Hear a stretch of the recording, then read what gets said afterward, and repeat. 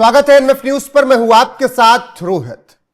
भारत में एक बात विपक्ष के मुंह से बहुत आम हो गई है कि मोदी सरकार ने अडानी अंबानी को सब कुछ बेच दिया, और अब बात यह हो रही है कि भारत में पेट्रोल डीजल सब खत्म हो गया, एलपीजी सब खत्म, अब खाने बिना मर जाओगे।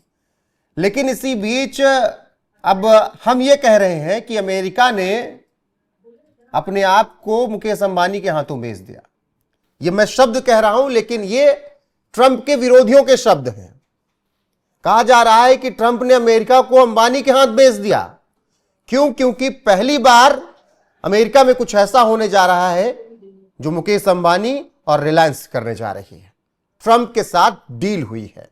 इसी पर चर्चा करेंगे। मेरे साथ है वरिष्ठ पत्रकार पंकज प्रसून। सीधा सा सवाल, क्या ट्रंप ने अमेरिका को अंबानी के हाथों बेच दिया, गिरवी रख दिया? 300 बिलियन डॉलर की ये डील है जो कि रिलायंस को मिली है। रोहित, रिचर्ड नैक्सन एक थे राष्ट्रपति, उनके बाद से आज तक अमेरिका में एक भी तेल रिफाइनरी नहीं लगी। मतलब 40 साल में एक भी तेल रिफाइनरी नहीं लगी जी। अब टेक्सास के ब्राउन्सविले में मुकेश अंबानी एक तेल रिफाइनरी लगा रहे हैं और इसी के लिए उन्हें 300 बिलियन डॉलर्स मिले। अब बहुत सारे लोग ये कह रहे हैं कि ठीक है, बेच दिया देश को, और पता नहीं नरेंद्र मोदी ने अंबानी के साथ मिलकर ट्रंप के साथ क्या डील कर ली। ये अब मैं फैक्ट्स बता रहा हूं, हार्ड फैक्ट्स क्या हैं, और समझिए इस डील को। आप फैक्ट्स बताएं, लेकिन ये बताइए, ट्रंप ने सरेंडर तो नहीं कर दिया है मोदी के सामने एप्स्टीन फाइल की वजह से?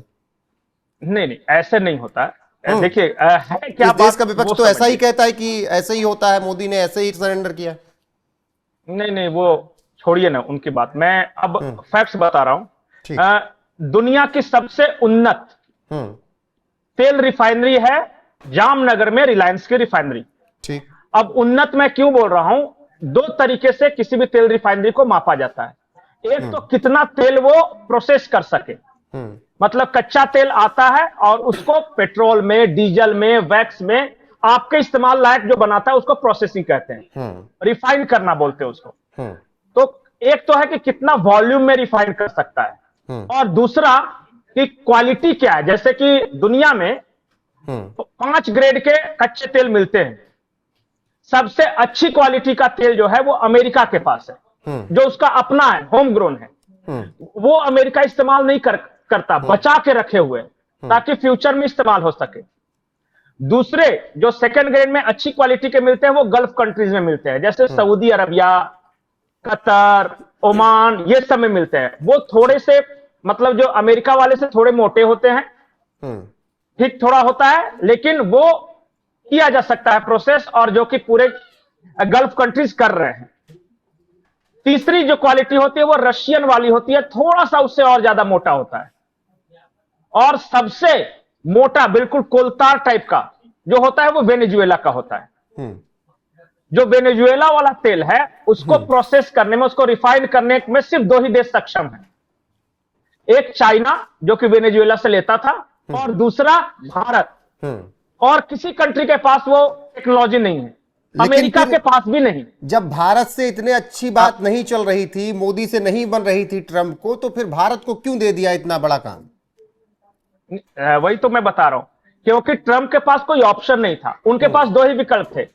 वेनेजुएला को तेल को या तो चाइना को देते रिफाइन करने के लिए, इस्तेमाल करने लायक बनाने के लिए, और नहीं तो उनके पास दूसरा विकल्प था भारत। अब चाइना को देते तो ऑप्टिक्स के नजरिए से पॉलिटिकली ठीक नहीं होता, अमेरिका में बैकफायर कर जाता। ठीक। तब उन्होंने भारत को चुना इस बात के लिए कि हम वेनेजुएला से जो तेल निकालेंगे मोटा वाला, वो सिर्फ तुम ही प्रोसेस कर सकते हो, तुम ही रिफाइन कर सकते हो, तो आओ हमारे यहां एक रिफाइनरी लगाओ। अब मुकेश अंबानी ने कहा कि आपके यहां क्यों लगाए? हम अपने देश में, हमारी इतनी बड़ी रिफाइनरी चल रही है, जामनगर रिफाइनरी, तो आपके यहां अमेरिका में क्यों लगाए? तो ट्रंप ने कहा कि पैसे मांगो और बताओ तुम्हें क्या चाहिए। तो उन्होंने कहा कि हमें तो आप पैसे दोगे, कोई भी देगा हमें, हम तो रशिया से भी मंगा ही रहे थे और उसको रिफाइन कर रहे थे, हमारे पास कैपेसिटी है, फिर बनाएंगे तब प्रोसेस करेंगे, तो भाई रिफाइनरी बनाने में समय लगता है तब तक। तो ट्रंप ने कहा कि रशिया वाला बंद कर दो मालिक, मेरा वाला कुछ लेके प्रोसेस कर दो ताकि वो बाजार में आ सके। इन्होंने दो शर्त रखी इसके बदले। एक तो पैसा छोड़ दीजिए। पहली शर्त यह थी मुकेश अंबानी ने कि मेरे देश पर जो आपने टैरिफ लगा के रखा है और जो तेल आ रहा है रशिया से उस पर जो बैन लगा के रखा है, पहले तो उस पर हमें कंसेशन दो। तो जिस दिन ये डील अनाउंस हुई उससे एक दिन पहले अमेरिका ने कहा कि 30 दिन तक हम रशियन ऑयल लेने की परमिशन देते हैं भारत को। ठीक है। और दूसरी बात यह कही कि हम आपके यहां तो बनाएंगे, लेकिन वेनेजुएला का कुछ तेल ले जाकर हम भारत में भी उसको रिफाइन करेंगे और उससे पैसा भारत भी कमाएगा। हम क्या करते हैं रोहित कि दुनिया भर से जितना कच्चा तेल है हम मंगा लेते हैं, ठीक, और उसको रिफाइन करके उन्हीं देशों को फिर बेचने शुरू करते हैं। आपको शायद पता नहीं होगा कि हम 40 देशों से कच्चा तेल मंगाते हैं और दुनिया के 117 देशों को उसको रिफाइन करके बेचते हैं, और यही हमारा मुख्य धंधा है। तेल हमारा नहीं, हमारा काम सिर्फ उसको रिफाइन करना है, क्योंकि हमारे पास दुनिया की सबसे बेहतरीन रिफाइनरीज है। अब तो ये आपने पूरी डील क्या हुआ क्या नहीं हुआ ये समझा दिया, लेकिन अभी भी आप इस देश के विपक्ष को नहीं समझा पाए हैं, उनको भी थोड़ा समझा दीजिए। नहीं, विपक्ष के कहने के अनुसार जो भी समझौता होते हैं या तो कोई खरीद लेता है देश को या बेच देता है। जैसे वो उनका कहना है कि अमेरिका के साथ डील हो गई और हमने बेच दिया। हकीकत यह है कि इन बुद्धुओं को लेटर ऑफ इंटेंट और डील डन में अंतर ही नहीं पता है। अभी जो भारत और अमेरिका के बीच हुआ है वो लेटर ऑफ इंटेंट है। लेटर ऑफ इंटेंट का मतलब हम ऐसा करने की मंशा रखते हैं। जैसे 2007 में letter of intent European Union और भारत के बीच साइन हुआ था, 2026 में जाके फाइनल डील हुई है। अब अमेरिका के साथ लेटर ऑफ इंटेंट हमने बता दिया कि हमारा ऐसी मंशा है, उनकी ऐसी मंशा है, और मंशा के बाद बातचीत होगी। और बातचीत कब तक होगी, कब तक ये फाइनलाइज होगा, इसका कोई अभी डेडलाइन नहीं। ठीक है, आखिरी कमेंट फिर इसी के साथ आप। लेकिन विपक्ष को यह लग रहा है कि हमने तो डील कर लिया और बेच भी दिया।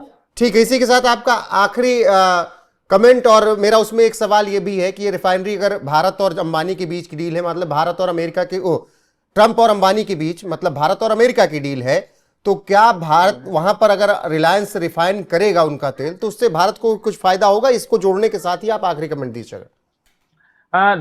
इंटरनेशनल डिप्लोमेसी में एक शब्द है लिवरेज, कि आपका लिवरेज क्या है। जैसे आप बातचीत करने जाते हैं या कोई भी देश जाता है तो आपके पास ऐसी कौन सी चीज है जिसकी वजह से सामने वाले को झुका सकते हैं, इसको लिवरेज कहते हैं।